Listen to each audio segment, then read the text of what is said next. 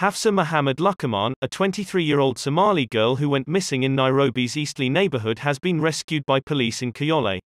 Hafsa, who lived in the California estate area of Nairobi, was abducted on Tuesday, June 15, 2021. She was rescued from a deserted house in Matopeni in Nairobi's Kayole slum, where she was forced into a water tank. Hafsa went missing from a shoe shop in Eastleigh 5 days ago, as her captors demanded a ransom of 5 million Kenyan shillings, $46,000.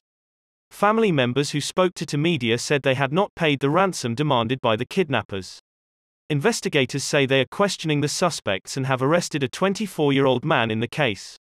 Kayole's Deputy Chief Information Officer Rioba Gasiri said the woman was found around 10 a.m. today and was in stable condition despite some bruising on her fingers. Gasiri said the kidnappers left the house with a booklet left laying round that they were using while asking for the ransom with what is described as a memoir that caught the attention of neighbors. He added that when the neighbors tried to look at the contents of the booklet, they immediately heard Hafsa's voice calling for immediate help, prompting the neighbors to contact the police. Police in a joint operation visited the house where the emergency call was delivered, but went to the scene with the culprits already having fled the house with only the abducted young woman, Hafsa, still tied up and inside the house.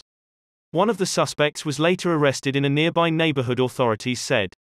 Police rescued Hafsa from the abduction home and took her to Kayole police station where she recorded her statements to the authorities. Prior to her disappearance, surveillance cameras at her shop showed her entering the store at 4:44 p.m. on Tuesday with another woman by the name of Hafsa Abdulwahab.